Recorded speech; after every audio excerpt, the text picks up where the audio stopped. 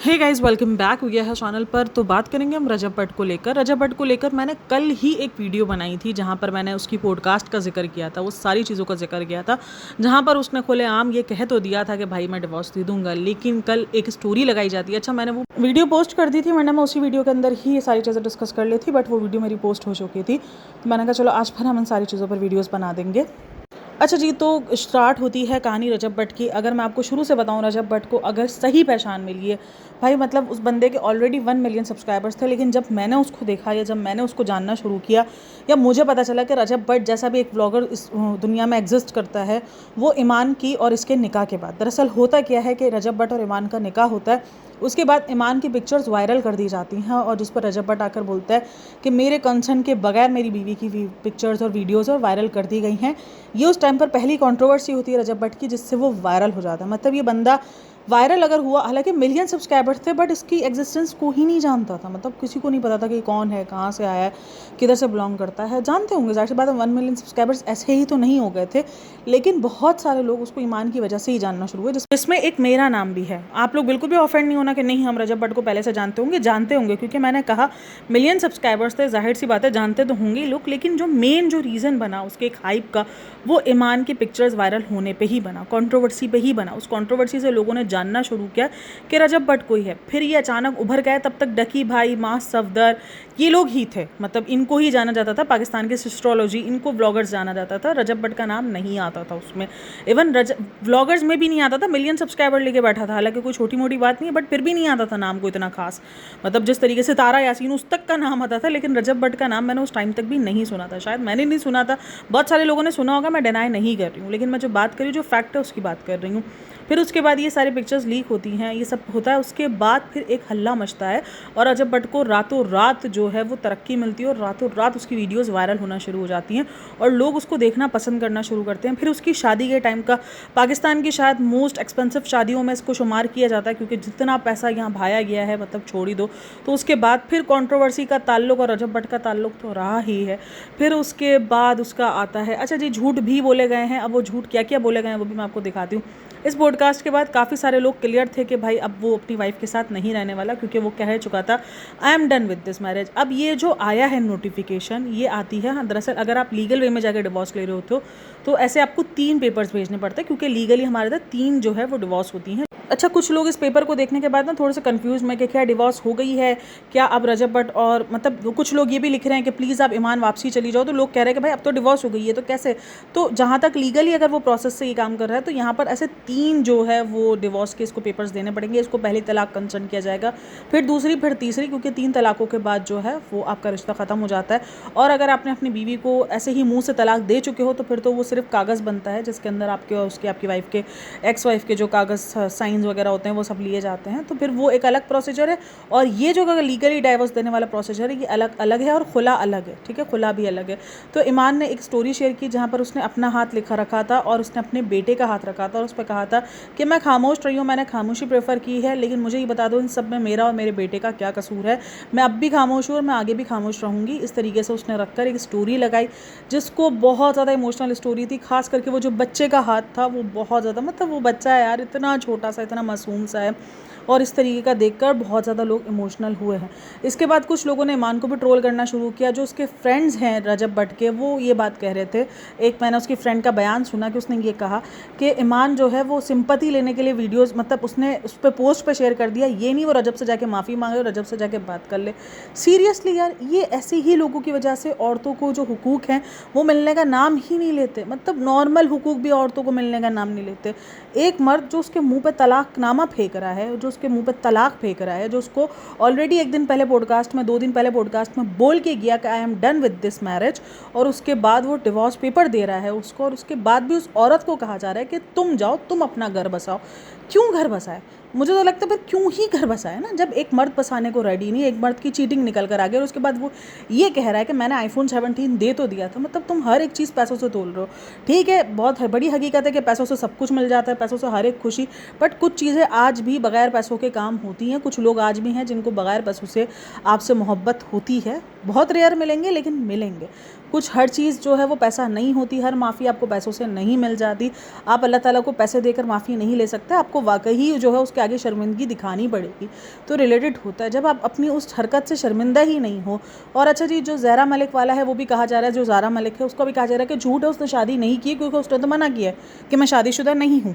उसका भी एक स्क्रीनशॉट वायरल हो रहा है। और अगर आपको याद हो रजब भट्ट की वो चैट्स जो उस टाइम पे लीक हुई थी, जिसके अंदर ये लिखा हुआ था कि ईमान को कब तलाक दे रहे हो, तो उसने लिखा था कि ईमान अभी प्रेग्नेंट है, प्रेगनेंसी के बाद होगी। तो ये बात कहीं ना कहीं हम लोगों को सच लग रही है, क्योंकि प्रेगनेंसी में जो हमारा कानून हो गया, ये इस्लामिक जो कानून हो गया हमारा, मेन तो इस्लामिक कानून के हिसाब से ही है ना, क्योंकि इस्लाम के मुताबिक जो है वो चीज़ें, तो इस्लाम के मुताबिक आप अगर प्रेग्नेंट है औरत और अगर उस दरमियान शौहर तलाक भी दे देता है तो उस पर भी बहुत सारी चीज़ें निकलती हैं। तलाक तो होती ही नहीं है प्रेगनेंसी के दरमियान, ये सारी चीज़ें होती हैं। तो ये एक बहुत शरई मसला भी है। तो इसीलिए वो जो प्रेगनेंसी के बाद था, क्योंकि काफ़ी सारे लोग इस चीज़ को भी लेकर कन्फ्यूज में थे कि प्रेगनेंसी का वेट क्यों कर रहा है, क्योंकि माना जाता है कि डिवोर्स नहीं होती है प्रेगनेंसी में। तो ये बहुत सारी चीज़ें हैं। देखो हमारे इधर मसला ये है कि कुछ लोग मानते हैं, कुछ लोग नहीं मानते। कुछ लोगों का होता है कि भाई हो गई, कुछ लोग कहते हैं कि नहीं, प्रेगनेंसी में डिवोर्स नहीं होती है। इवन अगर आप कानूनी तौर पे भी डिवोर्स लेने जाओगे तो भी नहीं होती है। तो ये सबका अलग अलग है, लेकिन जो बेसिक जो है वो यही है। इसीलिए उसने ये जो प्रेगनेंसी वाला जो बोला था ना, वो इसने यही बोला था। तो अब लोग इससे भी रिलेट कर पा रहे हैं कि यार इसने, यानी जब तक कल को हमको लग रहा था ये चैट्स AI से, बट ये तो चैट्स इसने सही करके बताई है। अब रही बात ईमान की, अब देखो यहाँ पर मुझे जो समझ आ रहा है, ओन का समझ में आ रहा है कि ओन ने फिर उसके बाद एक स्टोरी रीशेयर की जिसमें उसने कहा कि मुझे 2 महीने पहले से पता था। देखो अगर आपको 2 महीने से पहले चीज़ें पता थी तो फिर आप ये इंटरनेट पर आकर ये सब कुछ क्यों बवाल मचा रहे थे? मतलब आपको फिर ऑफ कैमरा चीज़ें सॉर्ट आउट करनी चाहिए थी, आपको ऑन कैमरा नहीं आना चाहिए था। मैं ईमान को गलत नहीं कहूँगी, क्योंकि लोग जो उसको लिख रहे हैं ना कि तुम्हें ये जो मतलब कागज़ मिल गया, तुम्हें उसके बाद जाकर उसके हस्बैंड के पास जाना चाहिए। भाई सबसे ज़्यादा कसूरवार इस टाइम पर हस्बैंड है, सबसे ज़्यादा। मतलब हमारे इधर मर्द को इतनी आसानी से माफ़ कर दिया जाता है, इतनी आसानी से, कि मतलब ऐसा किया जाता है कि जैसे उसने कुछ किया ही नहीं है, ये तो गुनाह ही नहीं था। देखो ईमान इससे पहले ना बहुत सारी जगहों पे गलत लग रही थी, जिस पर हमने भी बार बार बात की है कि हाँ ठीक है, ईमान को इधर कर लेना चाहिए, एक रिश्ते को संभालना। लेकिन एक जब डिवोर्स पेपर उसके मुंह पे मार दिया गया, तो उसके बाद हम किस मुंह से बोलने वाले इसको हैं कि भाई तुम जो है वो जाकर अपना घर बसाओ और तुम जाकर उस बंदे से माफ़ी मांगो। माफ़ी किस बात की? भाई गलती तो उस बंदे ने भी की है ना, गलती तो उस बंदे की है। सबसे ज़्यादा जो गलती है वो उस बंदे की, और वो इस चीज़ पर चौड़े पर होकर बोल रहा है मैंने तो आईफोन दे दिया था, मैंने तो आईफोन दे के मना लिया था, मेरा आईफोन एक्सेप्ट कर लिया गया।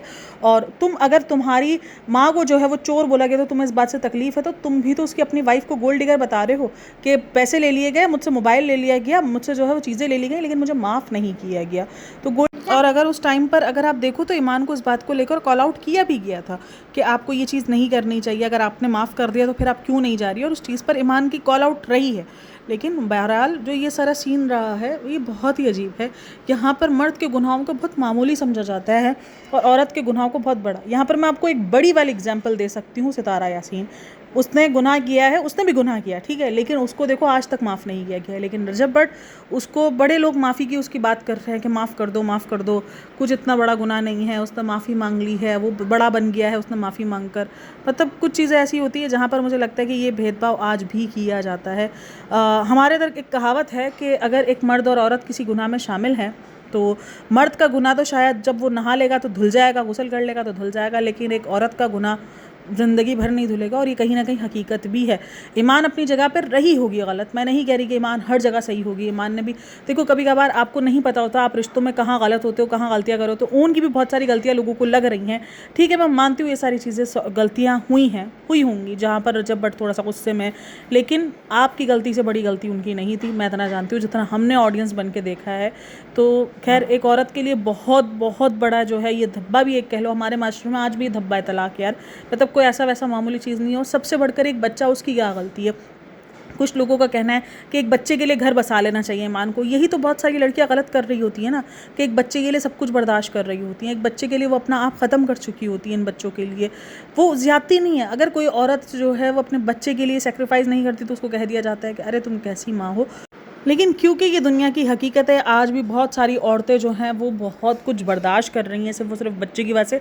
इसलिए ना हमको आदत हो चुकी है कि भाई बच्चों के लिए तो औरतें बर्दाश्त कर रही होती है, क्योंकि सबसे बड़ा जो नुकसान होता है ना इन सब में, वो बच्चों का ही होता है, लिटरली बच्चों का होता है। ईमान वाले केस में भी जिसका नुकसान हुआ है ना, हमारे इधर कहा जाता है कि बीवी को शौहर दोबारा मिल जाएगा, शौहर को दोबारा बीवी मिल जाएगी, लेकिन बच्चे को बाप से जाएगा या तो माँ से जाएगा, दोनों में से तो वो जाएगा ही जाएगा। तो इसीलिए बच्चे को लेकर हमारे इधर काफ़ी कुछ कहा जाता है और इसी चक्करों में बहुत सारे घर इसी उस पर ही बंधे हुए हैं।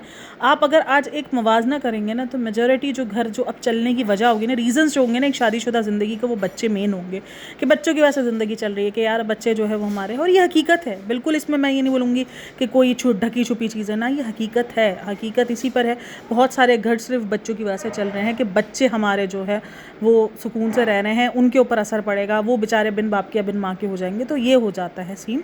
तो खैर आप लोग क्या कहना है इन सब में? बहरहाल जो भी हुआ है बहुत दुख की बात है। अब तो देखो कोई चांस ऐसा है नहीं, लगता नहीं है। हाँ, ये डिवोर्स पहली डिवोर्स है, अभी 2 डिवोर्स होती हैं क्योंकि 2 ऐसे और पेपर्स आएंगे। ये लीगली प्रोसेस किया गया इसलिए ये वाला सीन है, वरना तो एक प्रोसेस में ही काम हो जाता है। बहरहाल तो अल्लाह ताला उसके लिए भी आसानी करे, ईमान के लिए और किवान के लिए ज़्यादा है। क्योंकि देखो हाँ, वो जो ऑब्वियसली जो पिक्चर शेयर की गई है वो ऑडियंस को सिंपथाइज़ करने के लिए, जो भी बोल लो वो शेयर की गई है अपना दुख बताने के लिए। बट हाँ, वो बच्चे का जो हाथ है वो बहुत ज़्यादा इमोशनल कर रहा है। वो हाथ जो है वो देखकर मैं सीरियसली उस पिक्चर को देखने के बाद और उस हाथ को देखने के बाद मैं रो पड़ी हूँ। क्योंकि जब आप एक खुद शादीशुदा औरत हो और आपको पता हो कि एक तलाक कितनी बड़ी चीज़ होती है, भाई बनाई गई है इतनी बड़ी चीज़, हालांकि ये बहुत छूट, मतलब एक तो जो ना वो हमारे इस्लाम में भी ये चीज़ है कि तलाक जो है वो अर्श हिला देती है, ये सारी चीज़ें हैं। तो इससे रिलेटेड और ऑडियंस और जो है वो लोग जो है वो तलाक को लेकर थोड़ा सा कॉन्शियस रहते हैं।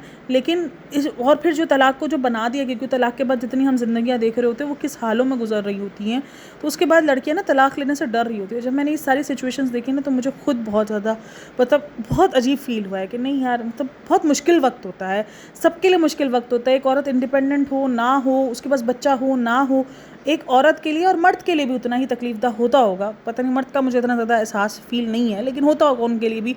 बट लेकिन एज अ वुमेन मुझे ये चीज़ें पता है कि एक औरत के लिए तलाक कितनी बड़ी चीज़ होती है, कितना कुछ मायने रख रही होती है। तो ईमान उन्हीं सब चीज़ों से गुजर रही है। मुझे नहीं पता रजब भट्ट ने क्या सोच कर ये इतना बड़ा फैसला किया है। और ये चीज़ कंफर्म भी हो गई, रजब भट्ट के एक दोस्त ने स्क्रीनशॉट भी शेयर किया जहाँ पर उससे पूछा भी है कि भाई आपने क्या सच में ये किया? तो उसने बोला हाँ। तो उसने बोला किवान का क्या होगा? तो किवान का बोलता है हमारी रिस्पॉन्सिबिलिटी है। भाई तुम जो रिस्पॉन्सिबिलिटी 2 महीने से तुमने छोड़ दी, ये कह करके उसके पास इतने लाख पड़े हैं, तो किवान का तो 1 साल का दूध हो सकता है, तो तुमसे और क्या उम्मीद रखी जाएगी?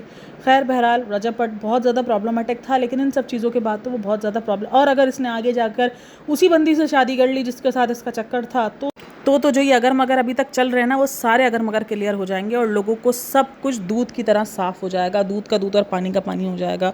जो भी हुआ है वो बहुत बुरा हुआ है किवान और ईमान के साथ। अगेन हम कहेंगे कि चीज़ें होंगी गलत। हमारे इधर कहावत है कि ताली जो है वो दोनों हाथों से बजती है, लेकिन कभी कभार मेरा मानना ये भी होता है कि दोनों हाथ जो है वो किसी एक बंदे के भी हो सकते हैं।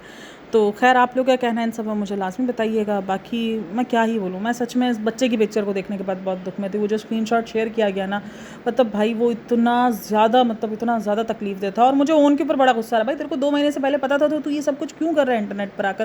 क्या तुझे नहीं पता कि तू जो ये बातें कर रहा है इंटरनेट पर आकर, वो तेरी बहन की, एक तरफ तू बोल रहा है मैं कुरान शरीफ उठाने को रेडी हूँ कि मैं अपने बहन का घर बसता हुआ देखना चाह रहा हूँ, एक तरफ तुम चाह रहे हो, और दूसरी तरफ तुम सोशल मीडिया पर बैठकर अगर ये सारी चीज़ें करोगे, मैं बोलती हूँ वो लाख बुरा सही है, लाख सब कुछ है, लेकिन गुस्सा तो उसको भी आना है, उसको अपनी गलती नहीं दिखेगी। कौन अपनी गलती यहाँ पे एक्सेप्ट करता है? तो ओन का मुझे ये चीज़ समझ में नहीं आई। जिस बंदे को 2 महीने से पहले से पता था कि सब कुछ होने वाला है, तुम फिर भी ये हरकतें करते फिर रहे थे, भाई तुम स्टॉप कर जाते ना, तुम नहीं करते, तुम बाद में कर लेते। मुझे नहीं समझ में आ रहा, लोगों को ओन की गलती नज़र नहीं आ रही, बट मुझे ओन भी सारे सिस्टम में गलत नज़र आ रहा है। काफ़ी सारी जगह पर मुझे ओन की गलती नज़र आई है कि भाई तुम्हें ये सब कुछ नहीं करना चाहिए था, तुम्हारा रिश्ता भी चल रहा था, एक मिसअंडरस्टैंडिंग्स वैसे ही उस रिश्ते में बहुत सारी थी, ऊपर से और ज़्यादा तुम आके बोल रहे हो सिर्फ कि मैं नहीं चाहता कि किवान उसके बगैर रहे, मैं नहीं चाहता कि जो है ना मेरी बहन का घर नहीं बसे, बट हरकतें तुम्हारी पूरी वैसी की वैसी ही चल रही थी। तुम स्टैंड लेने में और जो तुम हरकतें कर रहे थे उसमें फ़र्क है। स्टैंड जब तक तुमने लिया उस पर तुमने सबने सपोर्ट किया, उसके बाद लोगों को फील हो गया कि तुम शायद अपने चैनल और ये सब कुछ चमकाने में लगे हुए थे, जो कि गलत था। स्टैंड लेना एक अलग चीज़ है, और जब आपको पता है, और फिर आप पता है आप या तो फिर क्लियर रहते, एक तरफ ये बोल रहा है कि मुझे अपने बहन का घर भी बसाना है, दूसरी तरफ ये हरकतें जो कर रहा है वो घर बसाने वाली नहीं होती है। मुझे बताओ, घर बसाना है और आप आके सोशल मीडिया पे बयान दिए जा रहे हो, सोशल मीडिया पे उस बंदे को गंदगी का जो है तुमने वो टोकरा पूरा पहना दिया है, सब कुछ कर दिया, तो कैसे ये घर बसाना होगा?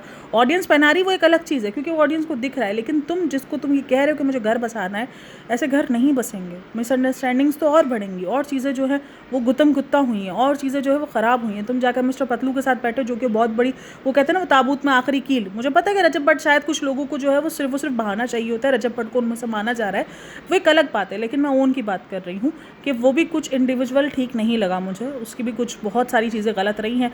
बहन का सपोर्ट उसने बहुत किया है, लेकिन जो कह के सपोर्ट किया है वो थोड़ा सा अजीब हो गई थी चीज़ें। यार आप लोग का क्या कहना है इन सब में, मुझे लाजमी बताइएगा। 2 महीने वाला सीन सुनने के बाद तो मुझे बड़ा गुस्सा आया इस चीज़ को लेकर कि भाई जब तुमको पता है फिर भी तुम ये हरकतें करते फिर रहे हो, अजीब बंदे हो। तो खैर अपना बहुत सारा ख्याल रखना, मिलते हैं नेक्स्ट वीडियो में, तब तक के लिए टेक केयर, बाय बाय, अल्लाह हाफ़िज़।